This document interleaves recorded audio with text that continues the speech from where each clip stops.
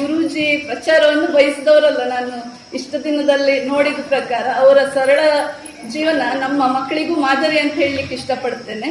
ಇದನ್ನ ಸಣ್ಣದಾಗಿ ವಿಚಾರವನ್ನು ತಗೊಳ್ಬೇಡಿ, ಇದನ್ನ ದೊಡ್ಡ ವಿಚಾರವಾಗಿ ತಗೊಳ್ಳಿ. ಬಹಳಷ್ಟು ಕಲಿಯೋದು ಕಷ್ಟ, ಬಟ್ ಈ ಒಂದು ಗುರುಗಳೇ ಇದ್ದಾಗ ಆ ಒಂದು ಕಷ್ಟವನ್ನು ಕೂಡ, ಒಂದು ಬೆಟ್ಟದಂತ ಕಷ್ಟವನ್ನು ಕೂಡ ಸರಾಗವಾಗಿ ಕಲಿಬಹುದು ಮಕ್ಕಳು.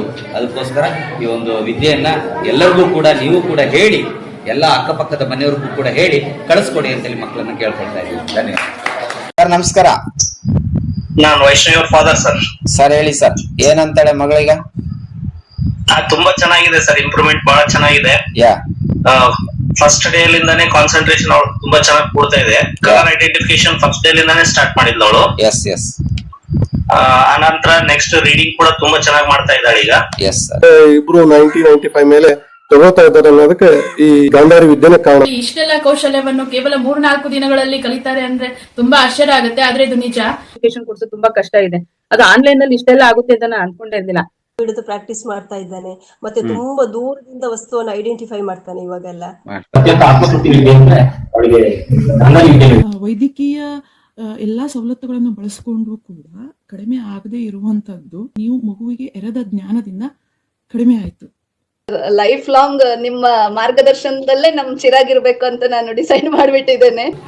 ಹಾಗಾಗಿ 9th ಅಲ್ಲಿ ನಾವು ಇಟ್ಕೊಂಡಿವಂತ SSLC ನಾವು ಇಟ್ಕೊಳ್ಬೇಕಾಗುತ್ತೆ. TC ತಗೊಂಡು ಹೋಗಿ ಅಂತ ಏನು ಗುರೂಜಿಯನ್ನ ಕಾಂಟ್ಯಾಕ್ಟ್ ಮಾಡಿ ಅಕ್ಟೋಬರ್ ಬ್ಯಾಚಿಗೆ 9th ಅಕ್ಟೋಬರ್ ಬ್ಯಾಚಿಗೆ ಹಾಕಿದ್ದೀವಿ. ಹಾಕಿದಾಗ ಅದೇ ಸ್ಕೂಲ್ ಟೀಚರ್ದವರು ನವೆಂಬರ್ ತಿಂಗಳಲ್ಲಿ ಎಕ್ಸಾಮ್ ಮಾಡಿದಾಗ ನಿಮ್ಮ ಮಗ ಏನೋ ಒಂದು ರೀತಿಯಲ್ಲಿ ಪಾಸಿಗೆ ಎಬಿಲಿಟಿ ಇದ್ದಾನೆ ಅಂತ ಹೇಳಿದರು. ನೆಕ್ಸ್ಟು ಫೆಬ್ರವರಿ ಮತ್ತು ಮಾರ್ಚ್ ತಿಂಗಳಲ್ಲಿ ಅವನೊಂದು 70% ರಿಸಲ್ಟಿಗೆ ಬರಲಿಕ್ಕೆ ಎಬಿಲಿಟಿಯಲ್ಲಿ ಇದ್ದಾನೆ ಅಂತ ಅಂದ್ರು. ಅವನನ್ನ ಅದೇ ಶಾಲೆಯಲ್ಲಿ ಬಿಟ್ಟಿವಿ. SSLC ಎಕ್ಸಾಮ್ ಅನ್ನ 85% ಅಲ್ಲಿ ಪಾಸ್ ಮಾಡ್ಕೊಂಡ. ಪೇರೆಂಟ್ಸ್ ಇಂದ ಯಾರು ಸಪೋರ್ಟ್ ಇಲ್ಲ, ಯಾರಿಲ್ಲ, ಇಂಡಿವಿಜುವಲ್ ಆಗಿ ಅವನ ಓನ್ ಆಗಿ ಅಲ್ಲಿ ಇಟ್ಕೊಂಡು ಪಾಸ್ ಮಾಡ್ಕೊಂಡ. ನೆಕ್ಸ್ಟ್ ಫಸ್ಟ್ PUC ಮದ್ದೂರಿಗೆ ತಗೊಂಡೋಗಿ ಹಾಕೊಂಡಿವಿ. ಅಲ್ಲಿ ಯಥ ಪ್ರಕಾರ 90% ಬಂತು ಫಸ್ಟ್ PUC. ಸೆಕೆಂಡ್ PUC ಸಮೇತ 95 ಎಬವ್ 96% ಅಲ್ಲಿ ಈಗ ಕಾಮರ್ಸ್ ಅಲ್ಲಿ ಪರ್ಸೆಂಟೇಜ್ ಮಾಡಿದ್ದಾನೆ. ಉತ್ತಮ ರೀತಿಯಲ್ಲಿ ಇದ್ದೇನೆ. ಮತ್ತೊಂದು ಇನ್ನೊಂದು ಏನಂತ ಅಂದ್ರೆ ಗುರುಜಿಗಳ ಆಶೀರ್ವಾದದಿಂದಾಗಿ ನನ್ನ ಆರೋಗ್ಯದಲ್ಲಿ ಏನಾದ್ರೂ ಏರುಪೇರಿದ್ರೆ ಕಿಂಚಿತ್ತು ಒಂದಿನ ಮುಂಚಿತವಾಗಿ ನನಗೆ ಮುನ್ಸೂಚನೆ ಕೊಡ್ತಾನ.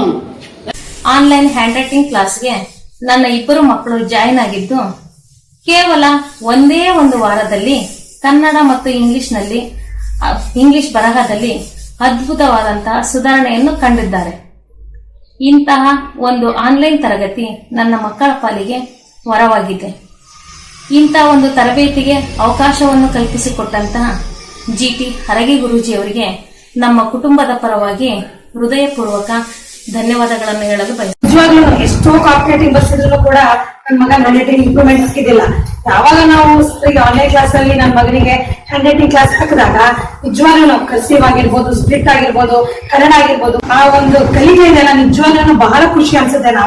ನಾನು ಕೂಡ ನನ್ನ ಮಗ ಜೊತೆ ಕುತ್ಕೊಂತಾ ಇದ್ದೆ. ಎಷ್ಟು ಚೆನ್ನಾಗಿ ಹೇಳ್ತಾರಲ್ಲ ಪಾಡಿಯವರೇ, ಇಷ್ಟು ಚೆನ್ನಾಗಿ ಹೇಳ್ಕೊಡೋದನ್ನ ನಮಗೆ ಸಿಕ್ಕಿ ನಿಜವಾಗ್ಲೂ ಒಂದು ಭಾಗ್ಯ ಅಂತಾನೆ ನಾವು ಹಾಕೋಬಹುದು. ನನ್ನ ಮಗನ ಹ್ಯಾಂಡ್ ರೈಟಿಂಗ್ ನಿಜವಾಗ್ಲೂ ಬಹಳ ಚೆನ್ನಾಗಿದೆ. ನೀವು ಕೂಡ ಹ್ಯಾಂಡ್ ರೈಟಿಂಗ್ ಕೂಡ ಹಾಕಿ ಅಂತ ಹೇಳಿ ನಾನು ನಿಮ್ಮಲ್ಲಿ ರಿಕ್ವೆಸ್ಟ್ ಮಾಡ್ಕೊತಾ ಇದ್ದೀನಿ. ಹಾಕಿದ್ವಿ. ಹ್ಯಾಂಡ್ ರೈಟಿಂಗ್ ಸ್ವಲ್ಪ ಬಹಳ ಇದಾಗಿದ್ದು. ನಾವು ಒಂದು 3-4 ತಿಂಗಳು ಡೈಲಿ ಮನ್ಯಾಗ ಒಂದು 2 ಪೇಜಸ್ ಬರೆಯಕ್ ಹೇಳ್ತಿದ್ದೆ ನಾನು. ಬಟ್ ಡೈಲಿ ಬರೆಯೋದ್ ಅದನ್ನೇ ಬರೀತಿದ್ದ ಅವನು. ಹೆಚ್ಚು ಕಮ್ಮಿ ಏನ್ ಬರೀತಿದ್ದಿಲ್ಲ. ಬಟ್ ಯಾವಾಗ ಇದು ಕ್ಲಾಸ್ ಹಾಕಿದ್ವಿ ಒಂದು ಪ್ರೌಡ್ ಫೀಲ್ ಬಂದೈತೆ ಸರ್ ನನಗೆ. ಯಾಕಂದ್ರೆ ರೈಟಿಂಗ್ ನೀಟ್ ಆಗತೈತಿ ಒಂದು. ಯಾಕಂದ್ರೆ ಯಾವ ಮಕ್ಕಳಿಗೆ ಇಲ್ಲದೆ ಇರೋ ವಿದ್ಯೆ ನಮ್ಮ ಹತ್ರ ಇದೆ ಈಗ.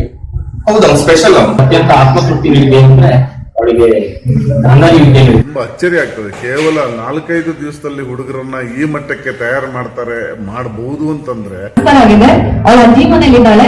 ಅವತ್ತು ನೋಡಿದ ಚೇಂಜಸ್ ಇರೋ ಬಿಹೇವಿಯರ್ಗೂ ಈ ಒಂದು ವೀಕ್ ಅಲ್ಲಿ ಅವಳು ನೋಡ್ತಾ ಇರೋದಕ್ಕೂ ರಿಯಲಿ ನಾನು ತುಂಬಾ ಹ್ಯಾಪಿ ಆಗಿದ್ದೀನಿ. So thank you Guruji. She is very innovative and guides us very nicely and makes us to understand correctly. Here, not only 1 or 2, all can get 100% result if they practice. The Guruji teaches us in easy methods and techniques. by doing less work and in the short period of time. ಕಣ್ಣಿಂದ ಸ್ವಲ್ಪ problem ಆಯ್ತು. ಯೋಗ ಮತ್ತು ಗಾಂಧಾರಿ ವಿದ್ಯೆ ಕಲ್ತ ನಂತರ ಅವರಿಗೆ ಕಣ್ಣಿಂದ problem ಕಡಿಮೆ ಆಯ್ತು. ಸ್ಕೂಲ್ನೊಳಗೂ ಬಹಳ ಆಕ್ಟಿವ್ ಅಲ್ಲ. ಅವ್ರು ಏನ್ ಹೇಳ್ಕೊಟ್ರೆ ಇಮಿಡಿಯೇಟ್ ಆಗಿ ಹಿಡ್ಕೊಳ ಅಂತ ಒಂದು ಪ್ರವೃತ್ತಿಯನ್ನು ಬೆಳೆಸ್ಕೊಂಡ್ಲಿ. ಚಸ್ಮಾನ ಹೋದ್ರು ಈ ಕಣ್ಣಿಂದ ಯಾವುದೇ ಪ್ರಾಬ್ಲಮ್ ಇಲ್ಲ. ಮುಂದೆ ಎಲ್ಲಿ ಹೋದ್ರು ಆಕೆಗೆ ಗಾಂಧಾರಿ ವಿದ್ಯೆ ನೀವು ಕಣ್ಣು ಕಟ್ಟಿ ಏನು ತೋರಿಸಿದ್ರು ಆಕೆಗೆ ಗುರುತಿಸ್ತಾರೆ. She improved a lot in her writing style and neatness and the speed in all aspects. ಈಗ ಅವನಲ್ಲಿ ಆಕ್ಟಿವಿಟೀಸ್ ಮಾಡ್ತಾನೆ, ದಟ್ಸ್ ಗುಡ್. ಅವನಲ್ಲಿ ಏನ್ ಚೇಂಜಸ್ ಆಗಿದೆ ಅವನ ಬಿಹೇವಿಯರ್ ಅಲ್ಲಿ, ಅವನ ಹೆಲ್ತ್ ವಿಷಯದಲ್ಲಿ, ಅವನ ಕಾನ್ಸಂಟ್ರೇಷನ್, ಗ್ರಾಸ್ಪಿಂಗ್, ಈ ವಿಷಯಗಳಲ್ಲಿ ಅವನಲ್ಲಿ ಏನಾದ್ರು ನಿಮ್ಗೆ ಡೆವಲಪ್ಮೆಂಟ್ ಅಂತ ಅನ್ಸಿದ್ಯಾ? ಸರ್, ಗ್ರಾಸ್ಪಿಂಗ್ ಎಲ್ಲ ತುಂಬಾ ಚೆನ್ನಾಗಿ ಜಾಸ್ತಿ ಆಗಿದೆ. ಕಾನ್ಫಿಡೆನ್ಸ್ ಲೆವೆಲ್ ಜಾಸ್ತಿ ಆಗಿದೆ. ಎಸ್, ಒಳ್ಳೆ ಗುಡ್ ಹ್ಯಾಬಿಟ್ ಇದೆ. ಆಮೇಲೆ ಯಾವ್ದೇ ಕೆಲಸ ಮಾಡ್ಬೇಕಾದ್ರೂ ಐ ಕ್ಯಾನ್ ಅಂತ ಹೇಳ್ಕೊತಾನೆ. That is important. ಅದೇ ಕಾನ್ಫಿಡೆನ್ಸ್, ನನ್ನಿಂದ ಇದಾಗತ್ತೆ ಅನ್ನೋದೇ ಇಂಪಾರ್ಟೆಂಟ್. ಹೌದು, ಒಳ್ಳೇದಮ್ಮ. ಅದ್ರ ಜೊತೆಗೆ ಒಂದು ಕಲರಿಂಗ್ ಓಪನ್ ಗಿಂತನೂ ತುಂಬಾ ಚೆನ್ನಾಗುತ್ತೆ ಸರ್. ಈಗ ಮುಂಚೆ ಅಷ್ಟು ಇಂಟ್ರೆಸ್ಟ್ ಇರ್ಲಿಲ್ಲ ಅವನಿಗೆ ಕಲರಿಂಗು ಅದೆಲ್ಲ. ಈಗ ಓನ್ ಪಿಕ್ಚರ್ಸ್ ಡ್ರಾ ಮಾಡಕ್ ಸ್ಟಾರ್ಟ್ ಮಾಡಿದಾನೆ. ಬೇರೆ ಬೇರೆ ತರ ಸ್ಕೆಚಸ್ ಎಲ್ಲ ಮಾಡ್ತಾನೆ ಸರ್. ಅದೊಂದು ಖುಷಿ ಆಗಿದೆ. ಡ್ರಾಯಿಂಗ್ ಅಲ್ಲಿ ವೀಕ್ ಇದೆ ಆಕ್ಚುಲಿ ಅವನು. ಏನಾರ ವೆಜಿಟೇಬಲ್ಸ್ ತಗಂತಿದ್ರೆ ಸ್ವಲ್ಪ ದೂರ ನಿಂತ್ಕೊಂಡು ಹೇಳ್ತಾನೆ ಅದ್ ಬಾಳ ಉಳುಕಿದೆ ಅಂತ ಹೇಳ್ತಾನೆ ಸರ್. ಅಲ್ಲಿ ಗೇಟ್ ಒಳಗೆ ನಿಂತ್ಕೊಂಡು ಇವತ್ತು ಹಂಗೆ ಆಯ್ತು ಸರ್. ಶೇಂಗಾ ತಗೊಂತ ಇದ್ರ ಅವ್ರ ಪಪ್ಪ ಅವ್ ಬಾಳ ತೂತಿದಾವ್ ನೋಡು ಅಂತ ಹೇಳ್ತಾರೆ. ಅವ್ ತಗೊಂಡ್ಮೇಲೆ ಗೊತ್ತಾಯ್ತು ಬಾಳನೇ. ಇನ್ನು ಓದೋದು ಅದ್ರಲ್ಲೆಲ್ಲ ಓಕೆ, ಫಸ್ಟ್ ಇನ್ನೊಂದು ಚೆನ್ನಾಗ್ ಓದ್ತಾ ಇದ್ದಾಳೆ. ಬಟ್ ಇವಾಗಂತೂ ಇನ್ನ ಒಂದು ಮಾರ್ಕ್, ಅವ್ರ ಟೀಚರ್ ಒಂದು ಮಾರ್ಕ್ ಕಟ್ ಮಾಡ್ಬೇಕು ಅಂದ್ರೆ ಹುಡುಕ್ಬೇಕು ಅವಳ್ದು. ಇವಾಗ ಏನ್ರಲ್ಲಿ ಕಟ್ ಮಾಡ್ಲಿ ನಾನು ಅಂತ ಹುಡುಕ್ತಾ ಇದಾರೆ. ಅಷ್ಟು ಲೆವೆಲ್ಗೆ ಓದ್ತಾ ಇದ್ದಾಳೆ. ಏನೇನ್ ಆಕ್ಟಿವಿಟೀಸ್ ಎಲ್ಲ ಮಾಡ್ತಾ ಇದ್ದಾರೆ ಇವಾಗ? ಫುಲ್ ಎಲ್ಲಾನು ಸರ್, ಆಲ್ ರೌಂಡರ್ ಅವಳೊಂಥರ ನಮ್ಗೆ. ಏನೇನ್ ಮಾಡ್ತಾಳೆ? ಬ್ಲೈಂಡ್ ಫೋಲ್ಡ್ ಹಾಕಿ ಏನೆಲ್ಲ ಮಾಡ್ತಾಳೆ? ಅವಳು ಬ್ಲೈಂಡ್ ಫೋಲ್ಡ್ ಹಾಕೊಂಡು ಸೈಕಲ್ ತುಳಿತಾಳೆ, ಓದ್ಕೊಂತಾಳೆ, ಬರೀತಾಳೆ, ಒಬ್ಳೆ ಓಡಾಡ್ತಾಳೆ. ಮತ್ತೆ ಕಲರ್ ಐಡೆಂಟಿಫೈ ಮಾಡೋದು, ವಸ್ತುಗಳು ಗುರುತಿಸೋದು. ಕಣ್ಣಿದ್ದು ಏನೇನ್ ಮಾಡಕ್ ಸಾಧ್ಯನೋ ಬ್ಲೈಂಡ್ ಫೋಲ್ಡ್ ಕಟ್ಕೊಂಡು ಸಮೇತ ಎಲ್ಲಾನು ಮಾಡ್ತಾಳೆ. ಇನ್ನಷ್ಟು ಸ್ಪೆಷಲ್ಸ್ ಇದೆಯಲ್ಲ, ಅದನ್ನು ಹೇಳಿ ಅವ್ರಿಗೆ. ಬ್ಲೈಂಡ್ ಫೋಲ್ಡ್ ಕಟ್ಕೊಂಡು ಏನೇನ್ ಮಾಡ್ತಾಳೋ, ಈವನ್ ಬ್ಲೈಂಡ್ ಫೋಲ್ಡ್ ಇಲ್ದೆ ಸಮೇತವಾಗಿ ಸ್ಪೂನ್ ಬೆಂಡ್ ಮಾಡ್ತಕ್ಕಂಥದ್ದು, ವೆಜಿಟೇಬಲ್ ಕಟ್ ಅಂದ್ರೆ ಕೈಯಲ್ಲಿ ಮುಟ್ಟೋದೇ ಇಲ್ಲ, ಅವಳ ಕಣ್ಣಿಂದಾನೇ ನೋಡ್ಬಿಟ್ಟು ವೆಜಿಟೇಬಲ್ಸ್ ಕಟ್ ಮಾಡ್ತಾಳೆ. ಮತ್ತೆ ಈಗ ಹೊಸ್ದಾಗ್ ಕಲಿತಿದ್ದಾಳೆ, ಸ್ವಿಚ್ ಆನ್ ಮಾಡ್ತಕ್ಕಂಥದ್ದು, ಆಫ್ ಮಾಡೋದು, ಕೈಯಿಂದ ಟಚ್ ಮಾಡದೆ ಕಣ್ಣಲ್ಲಿ ನೋಡಿನೇ ಮಾಡ್ತಿದ್ದಾಳೆ ಅದನ್ನೆಲ್ಲ. ಹಾ ಸರ್, ಹೌದು. ಕರ್ಪೂರ ಮುಂದೆ ಇಟ್ಕೊಂಡು ಅವಳು ದಿವ್ಯ ದೃಷ್ಟಿಯಿಂದ ನೋಡ್ಲಿಕ್ಕೆ ಸ್ಟಾರ್ಟ್ ಮಾಡಿದ್ದಾಳೆ ಅಂದ್ರೆ ಆ ಕರ್ಪೂರ ಸಮೇತ ಅದೇ ಹತ್ಕೊಳುತ್ತೆ. ಇದೆಲ್ಲ ಆಕ್ಚುಲಿ ಗುರುಜಿ ನಿಮ್ಗೆ ನಾನು ಎಷ್ಟು ಥ್ಯಾಂಕ್ಸ್ ಹೇಳಿದ್ರು ಕಮ್ಮಿನೇ. ಹೇಳ್ತಾ ಇದೀನಲ್ಲ, ನಿಮ್ಮನ್ನ ಮೀಟ್ ಮಾಡ್ಲಿಕ್ಕೆ ಬರಕ್ಕೆ ಕಾಯ್ತಾ ಇದ್ದೀನಿ ನಾನಂತೂ.